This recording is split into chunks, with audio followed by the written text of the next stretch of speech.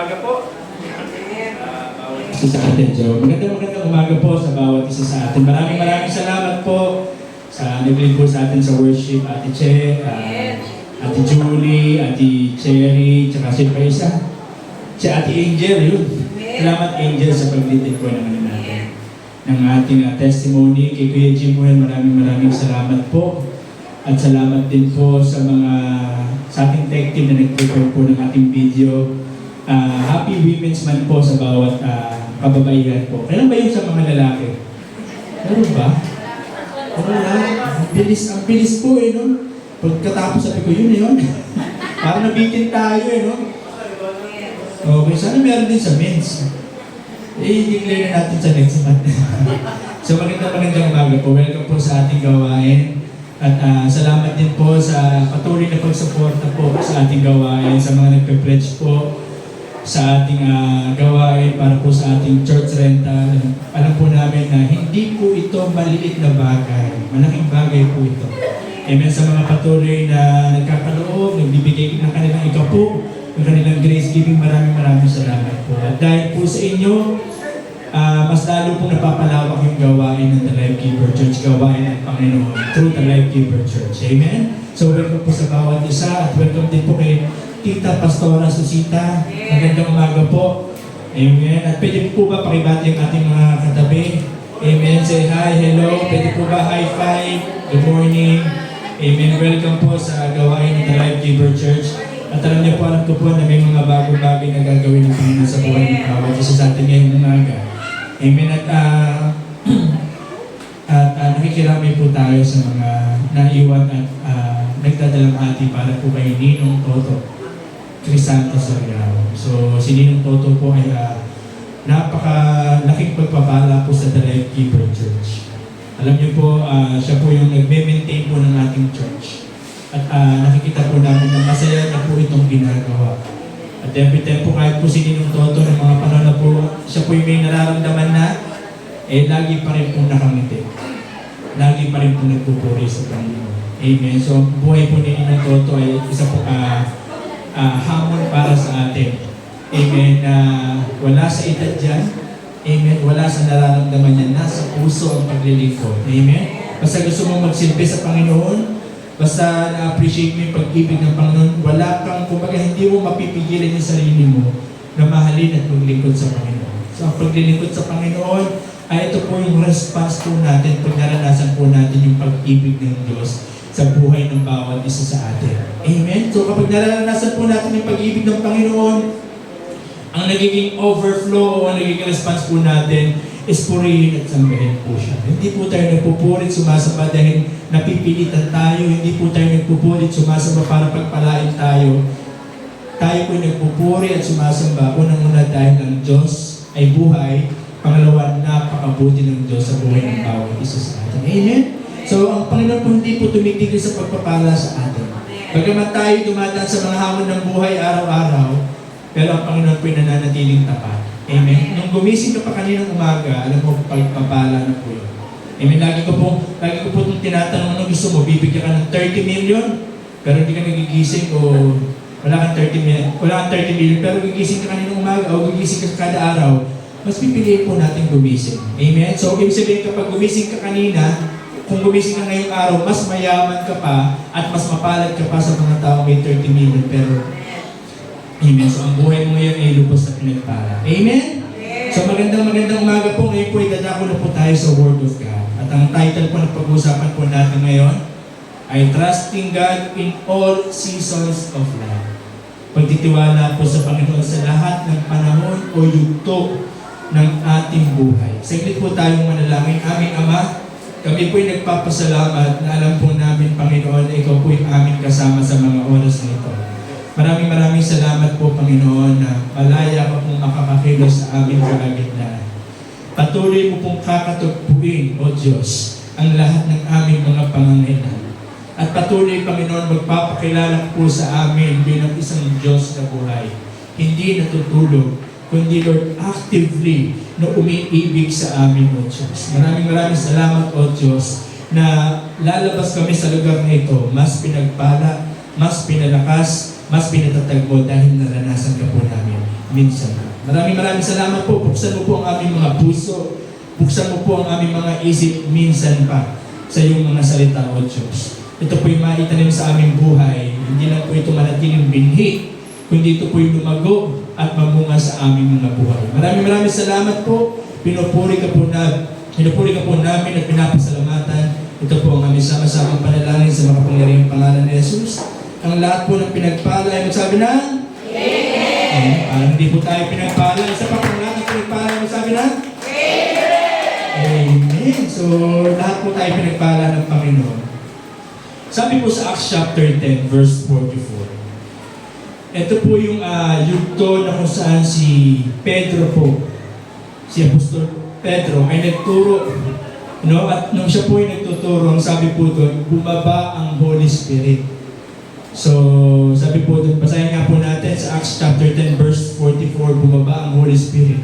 At yung word na ginamit po sa pagbaba ng Holy Spirit ay yung Greek word na epipipto, na ibig po sabihin ay niyayakap. Amen. So habang tayo po ay nakikinig ng salita ng Diyos, habang tayo po ay nagme-meditate ng salita ng Diyos, hindi lang po tayo nakikinig at hindi lang po tayo natututo, hindi lang po tayo nabibigyan ng pag-asa at nabibigyan ng kalakasan. Alam niyo po ba, habang tayo nakikinig ng salita ng Diyos, ang banal na Espiritu, amen, ay niyayakap po ang bawat isa sa atin.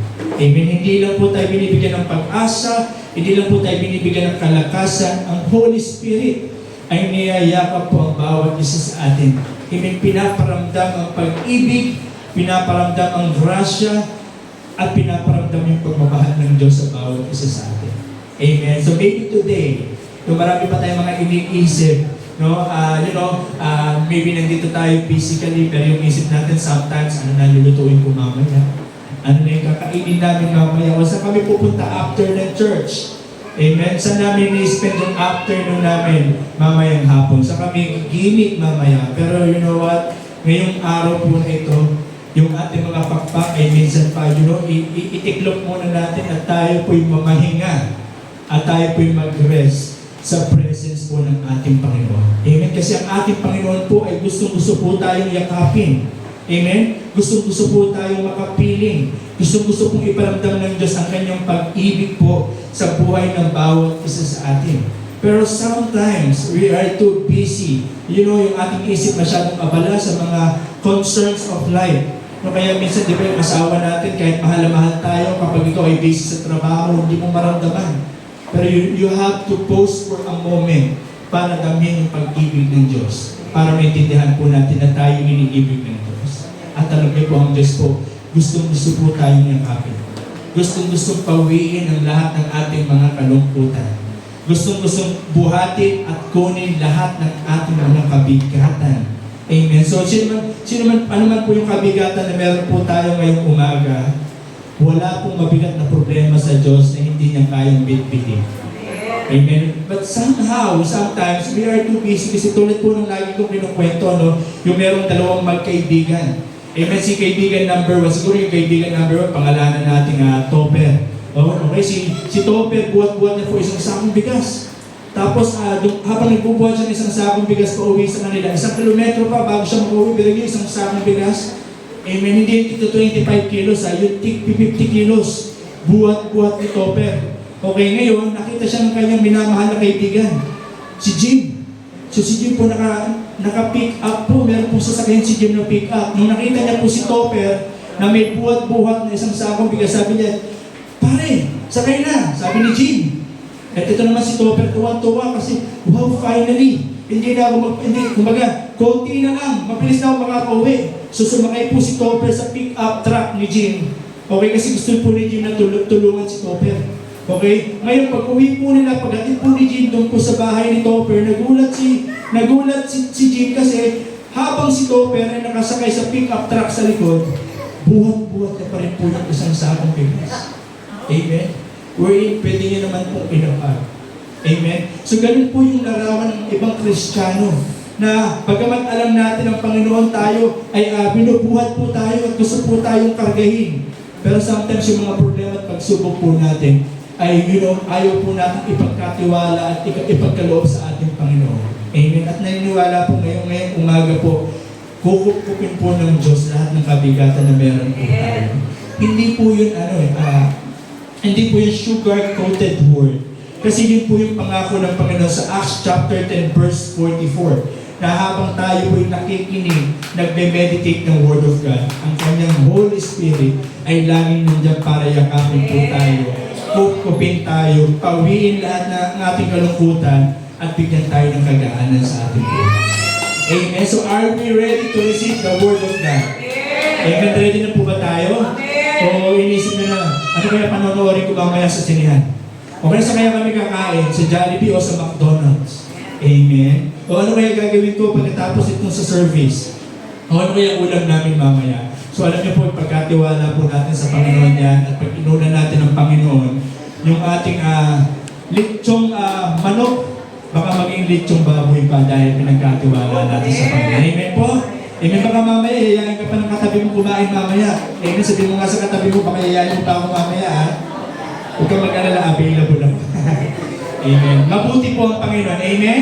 Napakabuti po ng Panginoon. Sa mabuti at masamang pangyayari ng ating buhay, mabuti po ang Panginoon at pwede po natin siyang pagkatiwalaan sa lahat ng yugto o aspeto ng buhay natin.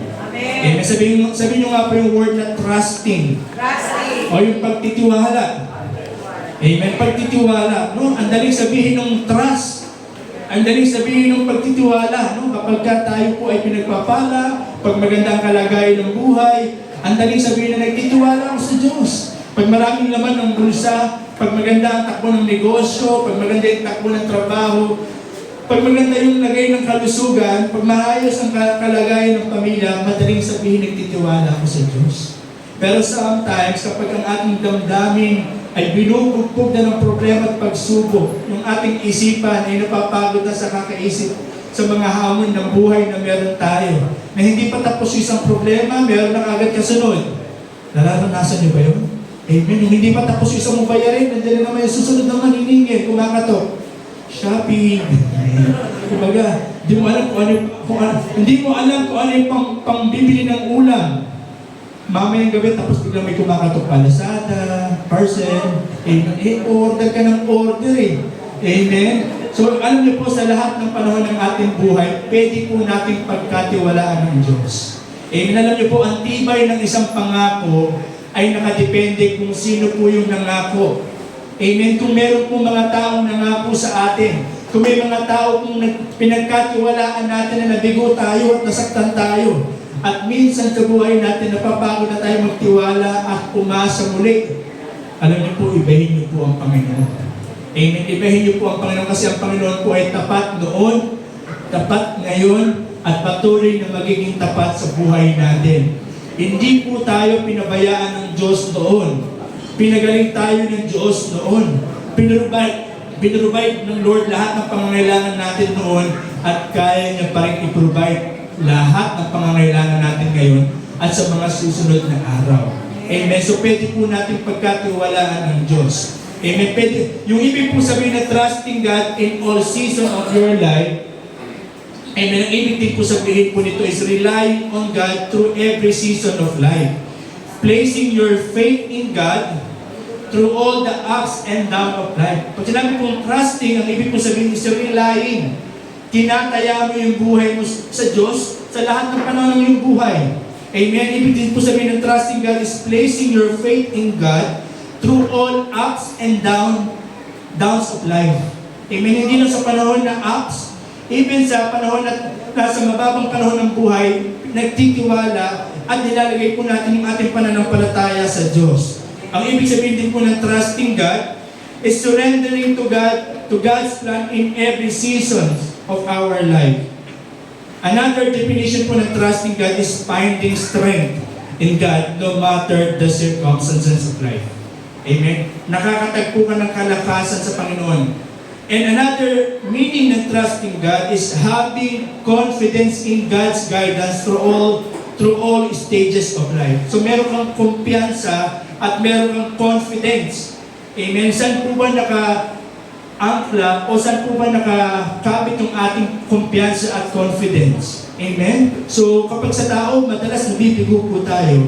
Pero kapag sa Diyos po tayo nagtiwala, ang Diyos po ay pwede po natin, alam niyo po sa Diyos, pwede po natin itaya lahat. Amen? Kahit ang buhay ng iyong biyanan. Amen? Pwede mong itaya sa Diyos. Kahit yung buhay ng iyong kapitbahay, pwede mong itaya sa Diyos. At hindi ka bibiguin ng Diyos. Amen? Staying anchored in God's faithfulness through every seasons of life. Amen? So, ang gusto lang po natin ipunto dito, pwedeng may pagkatiwala sa Diyos at ang Diyos ay nagmamalasakit sa atin sa lahat ng aspeto o sa lahat ng panahon ng ating buhay. Amen? Lalong-lalo na kapag tayo po'y dumadaan sa mga hamon ng buhay. Amen? So kapag tayo po'y dumadaan sa mga challenges of life, tulad po ng na-share po natin kagabi, sabi po sa John chapter 11:35, si Jesus po ay tumangis. Bagamat nalalaman ni Jesus na si Lazarus ay mabubuhay muli, nung natagpuan niya po si Mary at Martha na nagdadalamhati, alam niyo po kung anong naramdaman ni Jesus? Siya rin po ay nagdalamhati. So sa lahat ng season ng buhay natin, kung merong mga person na sumasama at umuunawa at kumakapit sa atin, walang iba po kundi ang ating Panginoon.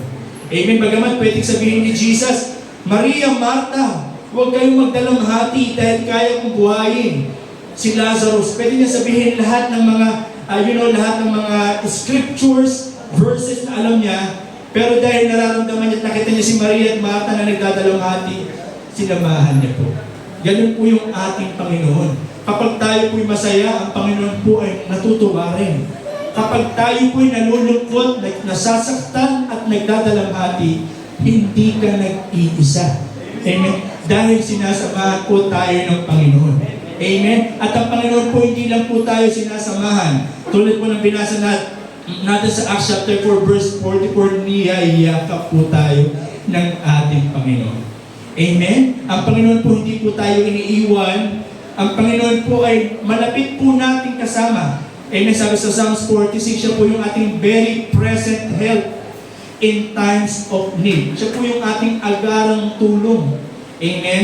May mga times sa buhay natin, hindi natin alam kung saan tayo kukuha ng tulong. Kung sino yung lalapitan natin. Kung sino yung pwede natin i-text or tawagan na pwedeng tumulong sa atin. And may mga times, yung mga tao akala natin makakatulong sa atin, hindi nakakatulong. Amen? Yung mga times akala natin makakaintindi at sasamahan tayo. Hindi tayo naiintindihan at hindi tayo sinasamahan. Amen? Yung akala natin na siyang unang-unang uunawa sa atin ay hindi tayo inunawa. Amen. Alam niyo po, wag po tayo magdadagdag kasi tulad natin, yung ibang tao rin po ay may limitasyon at may kahinaan.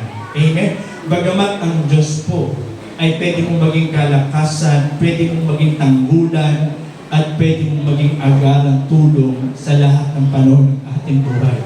Amen. Katulad po, halimbawa, pag ikaw po ay nasa ibang bansa, hindi mo kasama yung pamilya mo, alam niyo po, ang Diyos po ang iyong agarang tulong. Amen. Kapag yung mga panahon na walang pwedeng tumulong sa iyo, ang Diyos po ang iyong pwedeng agarang tulong.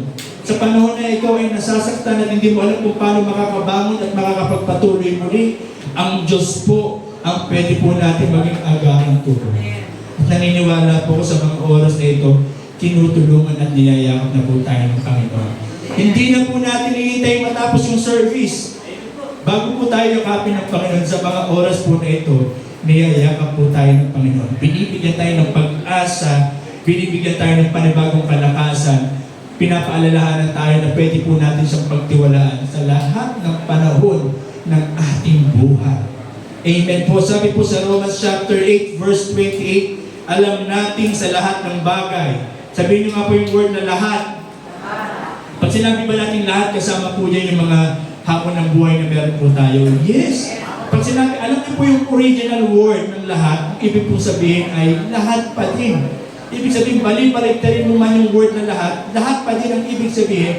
Ibig sabihin, wala pong exclusion, hindi po exempted yung mga pinagdadaanan natin, yung pinagdadaanan mo kasama po doon sa lahat. At ang sabi po ng Panginoon, alam natin sa lahat ng bagay, gumagawa ang Diyos. Amen. Ibig sabihin po, kumikilos ang Diyos. Bagamat may mga panahon hindi po natin nakikita. Amen? God works in ways we cannot see. Yung bang akala natin walang ginagawa ang Diyos. Lord, nasan ka ba? Naririnig mo ba ako? Nakikita mo ba yung aking pinagdadaanan? Alam mo ba yung aking nararamdaman? At ang sinabi po dito, ang Diyos ay gumagawa. Amen? Gumagawa para sa mabuti kasama ang mga nagmamahal sa Kanya, silang mga tinawag ayon sa Kanyang layunin. Alam niyo po, isa po sa mga mahirap pong unawain ang kaparaanan ng Diyos. Ang kaparaanan ng Diyos ay iba sa kaparaanan natin. May mga panahon, yung mga panalangin po natin, tulad po na binanggit din ng Lolit, may mga panahon, yung mga panalangin po natin ay hindi sinasagot dahil mas maganda po ang plano ng Diyos. Pag sinagot ng Diyos ang iyong panalangin, provision po yun. Blessing po yun. Pero pag hindi sinagot ng Diyos ang iyong mga panalangin, God is just protecting you. Iniingatan ka ng Diyos kasi alam ng Diyos yung pinapanalangin mo ay pwede makasira sa'yo kasi may mas magandang plano at kalooban at kaparaanan ng Diyos beyond o more than sa kaparaanan, plano at kalooban ng bawat isa sa atin. Amen? Kaya pwede po, kahit hindi po nangyari yung ating kalooban, kahit hindi po nangyari yung ating inaasahan, kahit minsan hindi nangyayari yung ating pinapanalangin, meron pa rin po tayo kagalakan. Sabi niyo nga yung word na kagalakan, kasi alam natin na mas mainam, mas maganda, and mas far beyond, higit na napakaganda ang plano ng Diyos para po sa buhay ng bawat isa sa atin. Amen. Nananalangin ako ng motor. Hindi pinagkaloob ng Diyos. Ilang taon na ako nananalangin ng motor. Yung pala, ang plano pala ng Diyos ay kotse para sa iyo. Amen. Nananalangin na ako matapos ng aking pagiging single. Amen. Ang tagal-tagal na. Yung pala, meron parang mas magandang person na inilaan ng Diyos para sa atin. Amen. Minsan mahirap pigilan ang ating mga damdamin. Ako, nandun na naman tayo sa damdamin. Amen. Minsan mahirap pag ang puso ay tumibok. Hahamakin ang lahat. Amen. Parang malalaman nyo yung edad ko sa mga sa mga quotes na meron ko, nalalaman nyo yung edad. Love is like a rosary. Hindi ko lang po. So parang nasa, ba tawag doon? Islam book. Amen. Kapag tayo po ay umiibig, minsan gusto natin hamakin ang lahat. Pero alam niyo po, kung mahirap magpigil ng damdamin, mas mahirap mapunta at magmahal ng maling tao. Amen. Sorry po. Amen. Alam niyo po kung bakit? Kaya hindi minsan, alam niyo po kung bakit bakit pa tayo napunta doon? Amen. Alam niyo po dahil mas maganda po yung plano ng Panginoon para po sa atin. Amen. So alam niyo po, ang pinakamainam at yung best, alam niyo ba na ang best ay worth waiting for? Amen. Amen. Alam niyo ba yung pinakamainam ay worth waiting for? Amen. Kaya kung single pa tayo ngayon, ay napupunta sa single. Kung hindi pa pinagkakaloob ng Lord yung ating mga panalangin, huwag kang mag-alala. Kasi yung best is waiting for. Amen. Pero inailalaan ng Diyos sa pinakamainam para po sa buhay ng bawat isa sa atin. Sabi po sa Hebrews chapter 10 verse 23, ito napakaganda po nito. Sabi po dito, let us hold fast the confession of our hope. Amen. Hawakan daw po natin maigi yung confession of our hope, our faith, without wavering, nang walang pag-aalinlangan. Huwag po na hawakan daw po natin yung ating pag-asa, nang walang pag-aalinlangan, for He, Jesus, who promised, is faithful. Amen. So, pwede mo itaya lahat. Amen. Pwede mo itaya lahat dahil ang Diyos na pinagkakatiwalaan po natin ay faithful. Alam niyo po yung promotion. If you are waiting for your promotion, if you are waiting for your breakthrough, huwag mong ilaan o huwag mong iasa yung breakthrough mo sa tao. Ako, yung boss ko, kahit kailan hindi ako ipopromote yan. Kasi hindi kami magkasundo ng boss ko, hindi ko na aasahang mapopromote pa ako. Okay, yung trabaho ko, naku, ang liit-liit na ng sahod ko at hindi ko na aasamin at nanaising magkaroon ng sariling tahanan dahil napakalit ng sahod ko. Huwag daw po natin isang alang-alang yung ating pag-asa sa ating hanap buhay, sa ating mga trabaho o sa ibang tao, sabi po doon, ipagkatiwala daw po natin sa Diyos, for He who promised is faithful. Amen? Wala pong imposible sa Diyos. Amen? Kung ang sinasabi ng mundo, kailangan mo muna magbayad ng 25 years sa pag-ibig bago ka magkaroon ng sariling tahanan. Alam niyo po ano po sinasabi ng Panginoon? Ang kanyang pabor ay sapat. Amen? Para po matugunan yung lahat ng ating mga pangangailangan. Ito lagi po natin itong sinasabi, ang ating boss ay hindi natin supplier. Ang ating negosyo ay hindi natin provider. Tanging ang Panginoon lamang yung ating supplier at tanging ang Diyos lamang yung ating provider. Amen? Kaya ano po yung mga hamon ng buhay na meron tayo, mga kapatid, ano po yung mga challenges of life na meron tayo, amen? Pwede mong itaya at pwede mong pagkatiwala yung buhay mo sa Panginoon sa lahat ng yugto at panahon ng iyong buhay. Amen? Sabihin mo nga sa iyong katabi, pwede mong itaya ang iyong buhay sa ating Panginoon at hindi kanya bibiguin. Kahit isa mo pa yung biyanan mo at yung kapitbahay mo, hindi kayo bibiguin ng Panginoon. Amen? Alam niyo po, mahal ko po yung biyanan ko. Kagabi po, nandun po kami sa biyanan ko, talagang sobrang alaga po. Kaya natataka po ko, ba't pag sinasabi ko pong biyanan, natatawa po ko yun. Alam niyo po, mahalin niyo po yung biyanan niyo. Kasi kung wala yung biyanan niyo, wala yung asawa niyo. Amen? Malaki ang utang na loob sa biyanan niyo kasi kung wala yung biyanan niyo, hindi niyo mapapakasawa yung napakagwapo at napakagandang asawa niyo. Amen? Parang hindi kayo nag-amen, parang gusto niyo isoli Amen. Nung nangako po kayo sa altar, alam niyo po ba nadagdagan na kayo ay magsasama hindi lang sa hirap at ginhawa? Alam po nadagdagan na po, wala na pong solihan ang pinapangako. Amen. Biro lamang po. So sabi po sa Word of God na binasa po natin, and we know that all things work together for good to those who love God.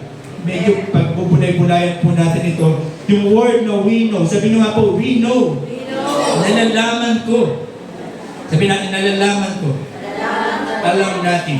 Okay, sabi po din yung word na we know, nung sinabi po ito ni Pablo, ang sabi po doon, kapag sinabi po natin we know, meron po tayong certainty. Ibig sabihin, alam na alam po natin. Okay? Meron po tayong kumpiyansa. Okay? So, ganun din po kung paano sinabi ni Pablo, and we know. Amen. The same thing din po sa ating buhay. Pwede po natin sabihin, nalalaman ko na lahat ng bagay sa aking buhay, mapamabuti o mapamasama, dahil kasama ko ang Panginoon, lahat ng bagay ay magiging maganda. Amen po. So, paano po natin nasasabing we know? Madaling sabihin, alam ko.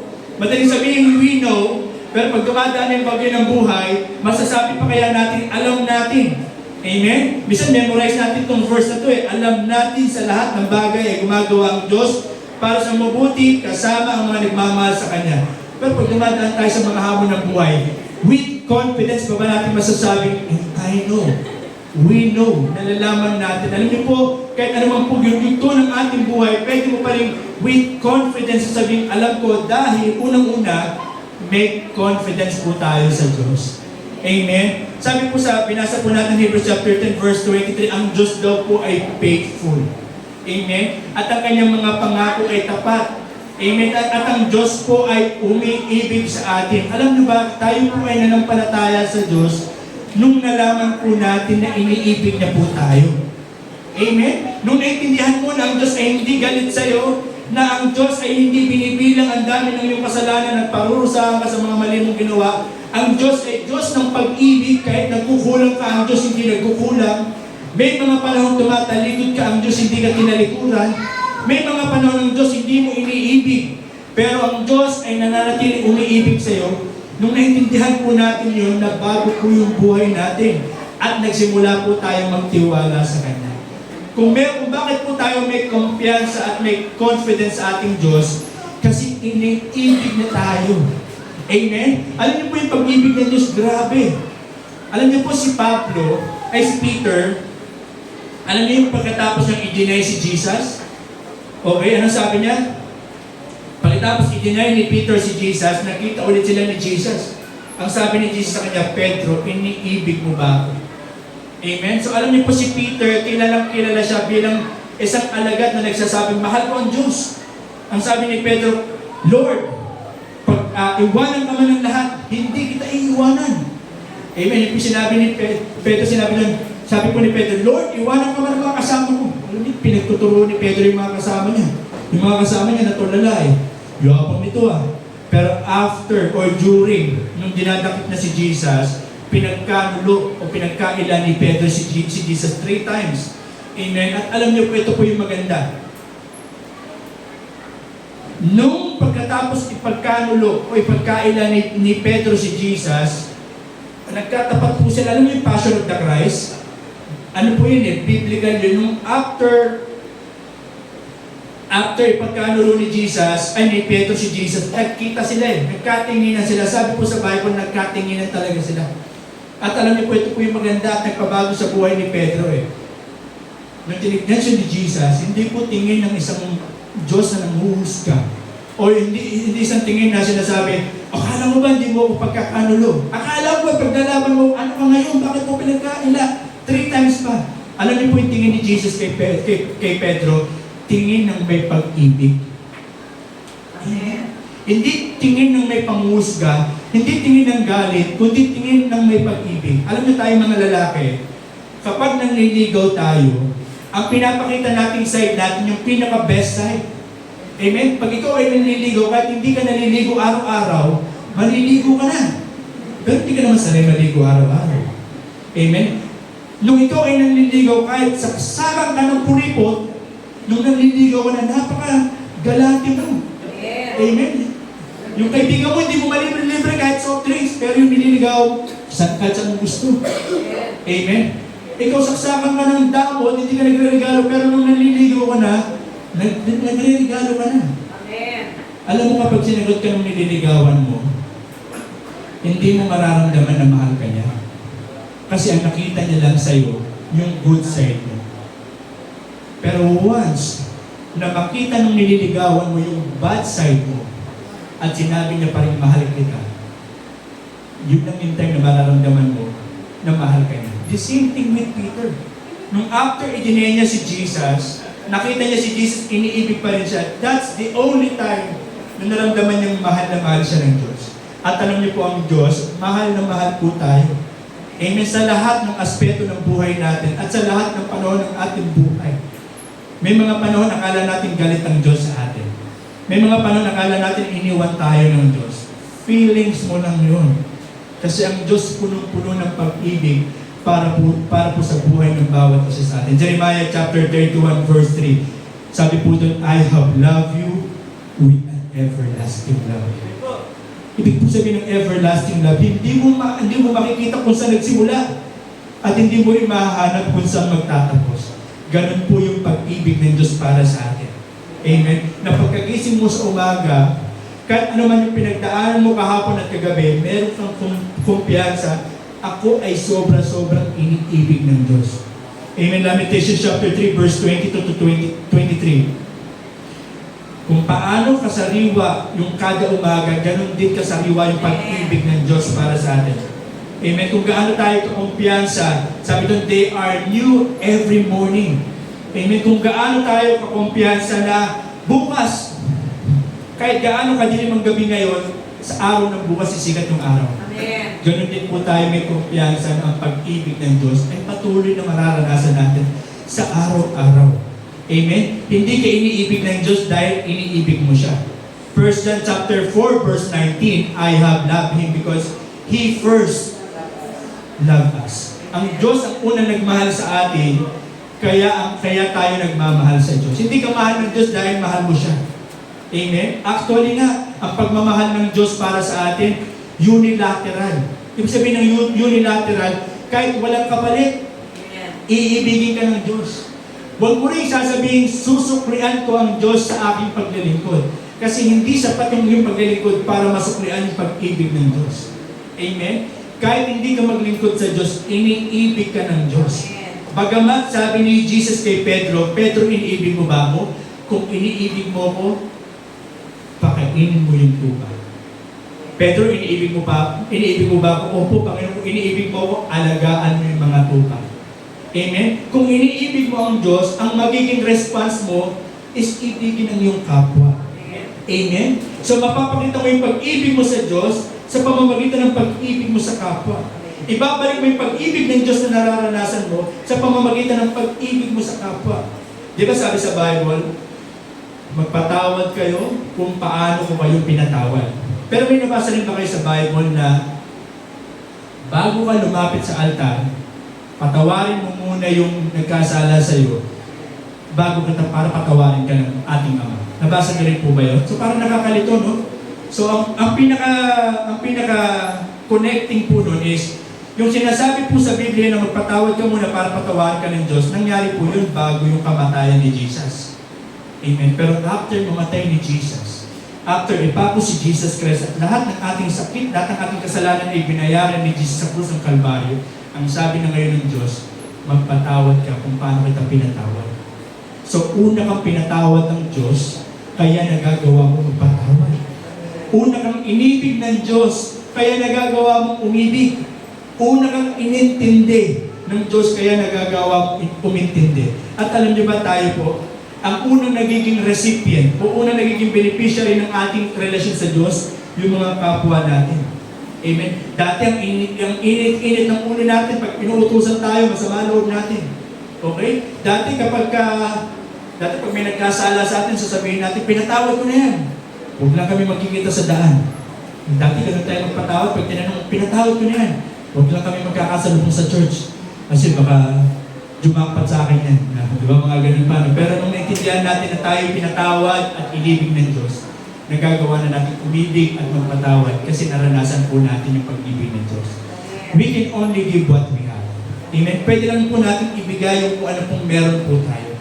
Amen? So, kaya tayo may kumpiyansa na ipagkatiwala sa Diyos o magtiwala sa Diyos sa lahat ng aspeto ng buhay natin kasi may confidence tayo kay God na iniibig tayo ni God sa lahat ng aspeto ng ating buhay. Pangalawa, okay, kaya po tayong may kumpiyansa na masasabi po natin, nalalaman ko, it is because meron tayong confidence sa Kanyang salita. Amen? So meron po tayong pag-asa sa Kanyang salita. Sabi po sa Isaiah chapter 55 verse 11, so shall my word be that goes forth from my mouth, it shall not return to me void, but it shall accomplish.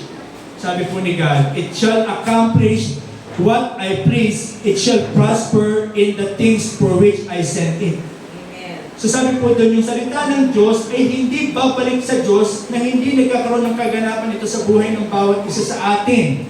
Amen? Kung may pangako ang Diyos sa iyo, kung pinangako ng Diyos sa iyo na buong sambayanan mo ay maliligtas, amen. Kung pinangako ng Diyos sa iyo na hindi kita ilalagay sa buntot, ilalagay kita sa ulunan.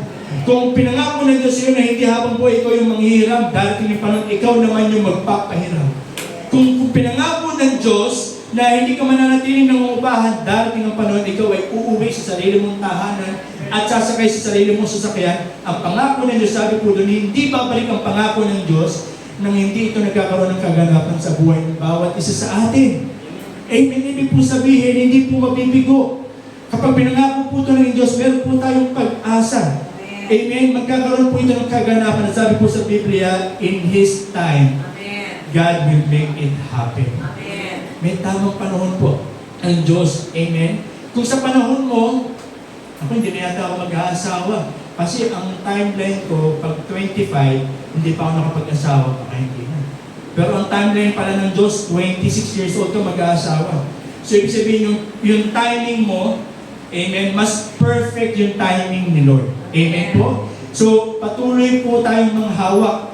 At huwag po tayong, sabi po doon, huwag po tayong mapagod sa paghawak sa salita ng Diyos. Ano po ba yung mga pangako ng Diyos? Ang tagal-tagal na. Parang hindi na mangyayari na kinalimutan na natin. Ako, hindi na yata mangyayari ito.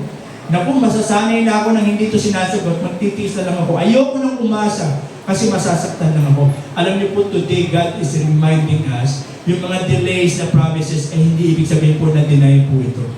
May tamang perfect time si Lord para po sa pagpapalang nilalaan niya po sa buhay ng bawat isa sa atin. Amen? Amen. So baka malay mo, bukas na darating. Amen. Malay mo, this week darating. Yes. Amen. Sabi po sa Biblia, nung si Daniel ay nanalangin, sinagot na siya right after niyang manalangin. Ibig sabihin, on the way na. Amen. So baka yung hinihintay mo next month na dumating. Huwag kang aayaw.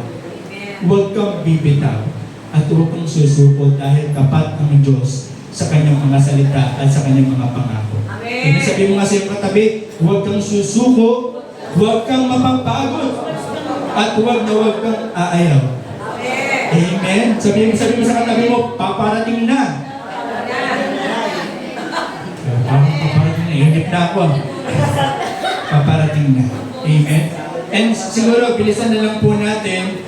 Sabi po dito, we know that all things work together for good. Yung word na all things work together for good. Ang ibig pong sabihin po nito, nung sinabi sa Biblia, na all things work together for good.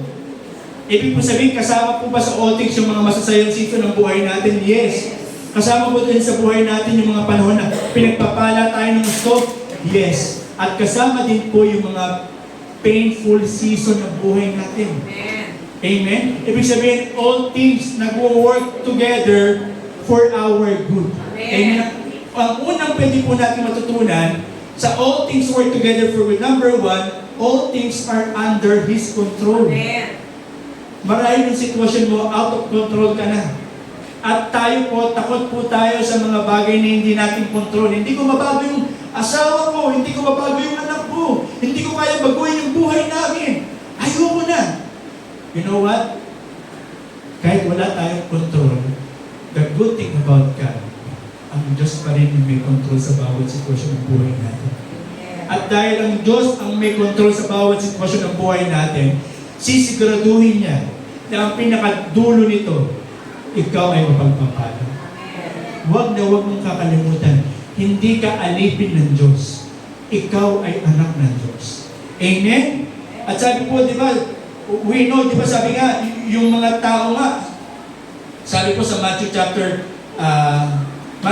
7 verse 11, so if you, despite being evil, know how to give good gifts to your children, how much more will your Father who is in heaven give good things to those who ask Him? Kung ang iyong ama, kung ang mga masasamang tao nga, amen? Kung yung ating ama, earthly father, nagbibigay ng magandang bagay sa kanyang mga anak, o kahit yung mga masasamang tao, yung mga leader ng mga sindikato, nagbibigay ng magandang bagay sa kanilang mga anak, how much more your Heavenly Father? Amen? So minsan masakit lang, minsan parang ang hirap-hirap lang, pero magtiwala ka na lahat ay orchestrated o lahat ay control ng Panginoon. Amen? At dahil control po ng Panginoon ito, sisiguraduhin niya na sa bandang dulo, ikaw at ako ay mapagpapala. Amen? Number 2, merong purpose sa lahat ng bagay. Amen? Kung bakit inaalaw ng Diyos na mangyari ito sa ating buhay, sometimes hindi natin maintindihan. Pero ang maganda po sa Panginoon, merong dahilan sa lahat ng bagay. Amen? Meron pong purpose kung bakit na po pinapahintulutan. Alam niyo po, yung mga kick out natin, alam niyo po yung mga problema natin, sometimes nagiging opportunity pa yung kay God para mas lalo tayong pagpalain. Amen? Alam niyo yung kwento na nag-a-apply na janitor? Hindi po siya natanggap. Kasi wala siyang email address. Meron na ba kayong email address? Alam niyo po, nag-a-apply po siyang janitor. Wala po siyang email address. At dahil po doon, hindi po siya natanggap. At alam niyo po, lungkot na lungkot po siya. Ang ginawa niya po, nagtinda na lang po siya ng kamatis. Okay? Alam niyo po, sa pagtitinda niya ng kamatis, dumami po yung kanyang mga suki. Dati, kilo-kilo, ngayon sako-sako na ng kamatis yung kanyang tinitinda. Lumipas ang ilang taon, alam niyo po, siya na po yung supplier ng mga department store ng kamatis. At alam niyo po, in-interview po siya sa magazine. Paano niyo po narating itong kasaganahan ng buhay? Alam niyo po kung ano nasagot niya? Kasi wala akong email address. Amen? Ibig sabihin, even yung mga hindi magagandang pangyayari sa buhay natin ay nagiging opportunity para pagpalain tayo ng Diyos. Huwag mo sabihin, even yung mga, Kuya Jason, paano? Okay, pwede siguro control ni Lord kapag masunurin ako. Paano kapag kapasaway ako? Paano pag yung mga maling desisyon ko sa buhay? Di ba pagka anong tinanim ko, yun din yung aanihin ko. Pag nagtanim ako ng masama, aani ako ng masama. Alam niyo po, under the grace of God, ang hirap minsan unawain, pero under the grace of God, ang inaani natin hindi yung mga tinanim natin. Ang inaani po natin, kundi yung tinanim ng ating Panginoong Jesus. Huwag mong isipin na yung pagpapala mo na meron ka ngayon ay natanggap mo dahil nagtanim ka. Huwag mo sabihin ang pagpapala mo ay tinanggap mo dahil mabuti ka. Maniwala po kayo. Tayo ay pinagpapala ng Diyos kasi mabuti ang Diyos. Amen. Undeserving po tayo. Pero dahil po sa kabutihan ng Diyos, kaya po tayo nakakaranas ng pagpapala. At sa lahat ng season ng buhay natin, mapa hindi maganda, mapa maganda, may purpose ang Panginoon. Amen. Kaya kung meron ka man pinagdadaanan ngayon, merong purpose ang Panginoon. Amen. Bakit ganito yung buhay ko? Bakit hindi ako first honor? Bakit hindi kami mayaman? Bakit sila mayaman? Alam niyo po, may purpose po ang Panginoon. Amen? Meron pong layunin ng Panginoon. Paano pag lagi ako nagkakamali ng desisyon? Magaganap pa rin po ba yung purpose ng Lord sa akin? Nung time na tinanong ni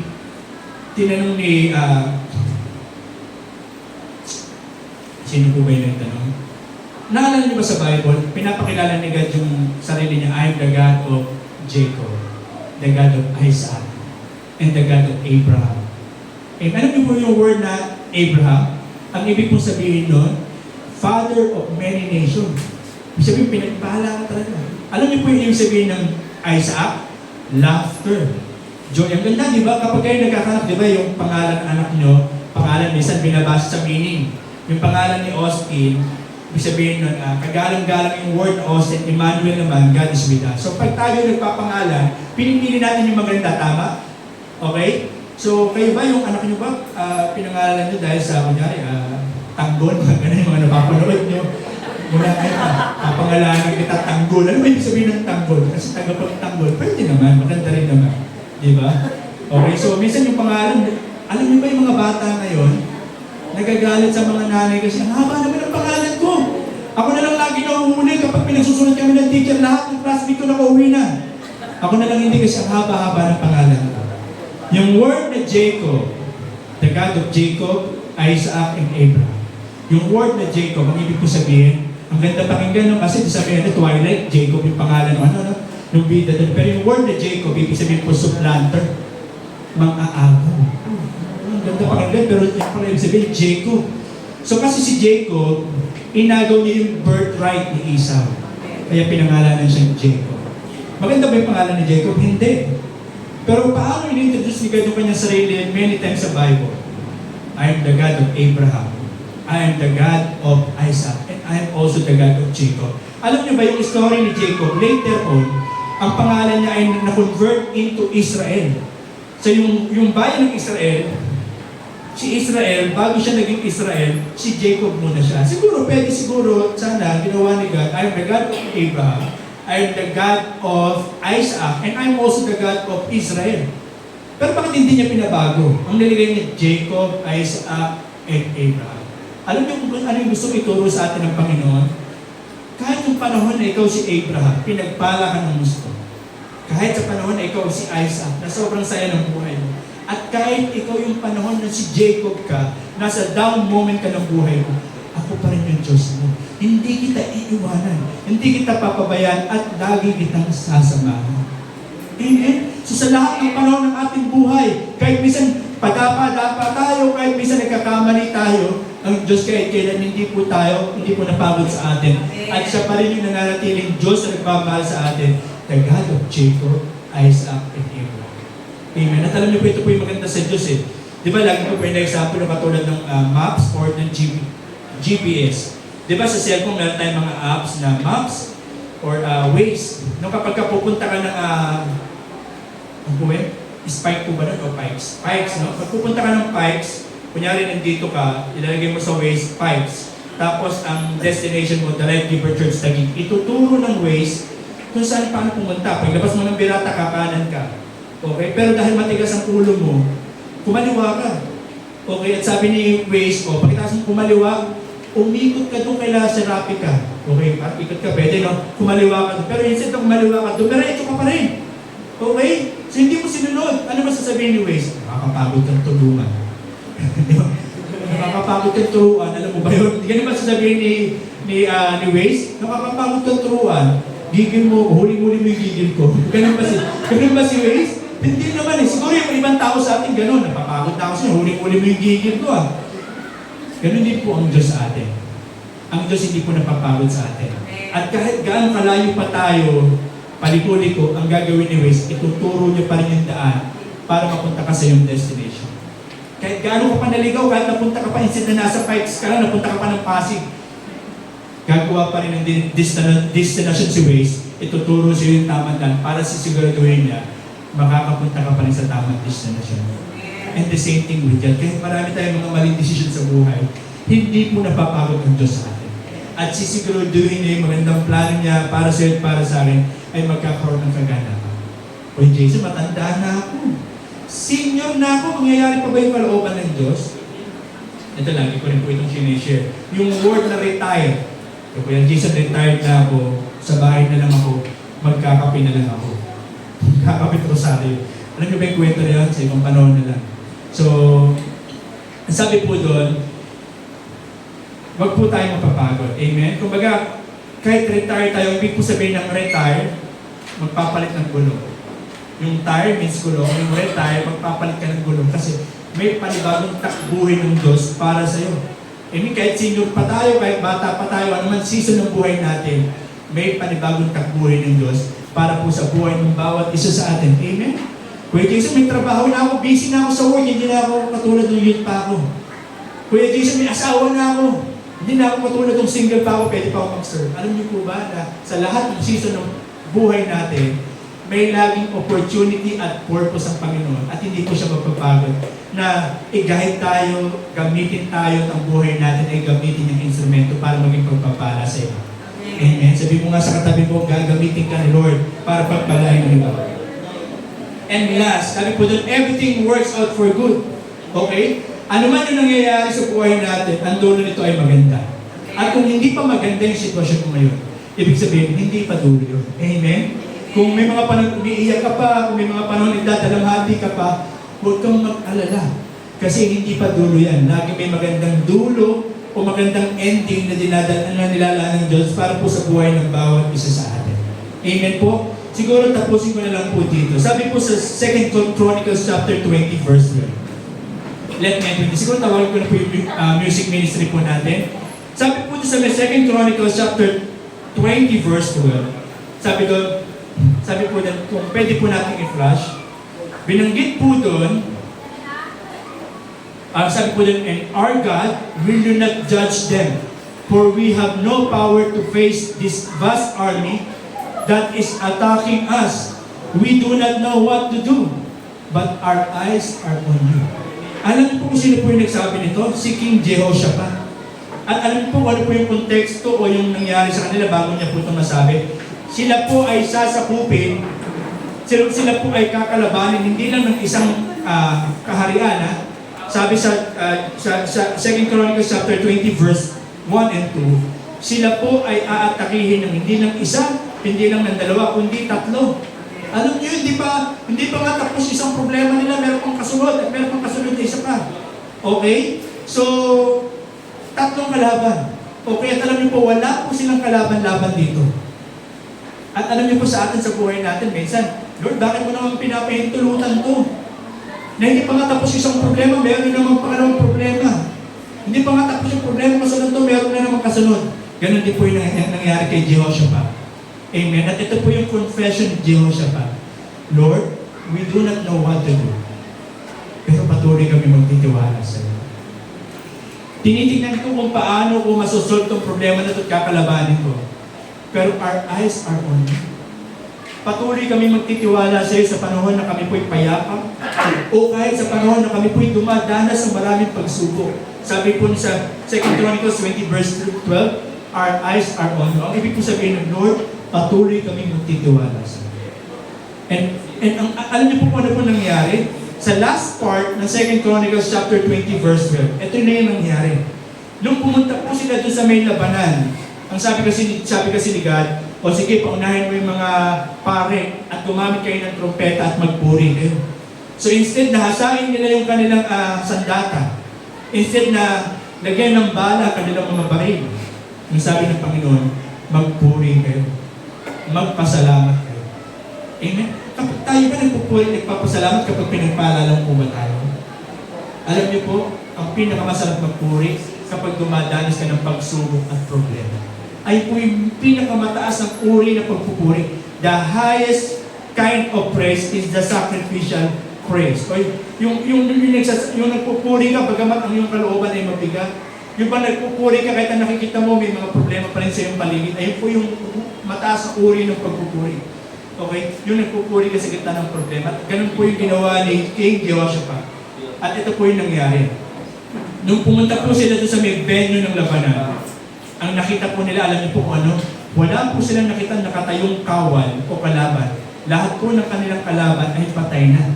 Kasi yung tatlong army, lahat, nagpatayan silang tatlo. Kasi una, nag-campaign dalawa, sabi, uy, titraitor rin tayo ng isa. Kaya pinagtulungan nila yung isa.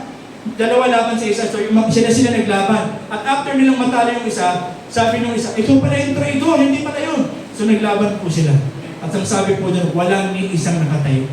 So nung, imagine niyo na kung dalawang magkalaban na lang, yung natitira, sinaksak ng isa, at bago siya bumagsak, nasaksak niya rin yung isa. So ibig sabihin, parehas talo. Parehas sila natumba. At ito po yung nakita ng mga Israelites, nila Jehoshaphat, ang nakita nila kung alam niyo kung ano, walang kalabang nakatayo. Ang Diyos ang lumaban para sa kanila. At ito po yung maganda. Alam niyo po sa bawat labanan, meron po tinatawag na spoils of war. Yung spoils of war, ito po yung mga kayamanan ng mga kaharian. Kung sino manalo, winners take all. At alam niyo po yung kanilang, yung bantang narinig nila na pwede silang mamatay, ito po yung nangyari. Nakita po nila yung kayamanan. Dahil lahat po ng kalaban nila patay na, lahat po ng kayamanan ng tatlong kaharian napunta po kay Jehoshaphat. And the good thing about this, inabot sila ng 4 days bago nila makuha lahat ng kayamanan. So yung problemang akala nilang gagapi at tatalo sa kanila, ito pala yung problema. Ang magiging problema kung pala nila, paano ba natin hakakutin yung pagpapala? Ibig sabihin yung problema na akala nilang kakadapaan nila, yun pala yung problema o yung instrumento ni Lord para mas lalo pa silang pagpala. And maybe today, katulad ni Jehoshaphat, hindi natin alam yung gagawin. Pero magtiwala ka kapatid, hindi man alam yung gagawin ngayon, alam ng Diyos kanyang ginagawa. Amen? At sa lahat ng panahon ng buhay natin, kaya niyang i-turn yung mga problema natin into blessing. Amen? So, ito yung maganda eh. No? Sabi, but our eyes are on you. Lord, hindi po nakatuon yung mata ko sa mga kalaban ko. Lord, hindi po nakatuon yung mata ko sa mga problema ko ngayon. Lord, hindi po nakatuon yung mata ko sa nararamdaman kong kabigatan ngayon. Lord, hindi po nakatuon yung mata ko sa sakit na nararamdaman ko ngayon. Pwede po ba sabihin natin sa Panginoon, Lord? But our eyes are on you. Hindi ko man alam yung gagawin. We don't know what to do. Pero ang aking mga mata ay nakatuon sa Diyos. Tayo po ay tumayo. Tayo po ay magpuri sa Panginoon. At tayo po ay malalaki.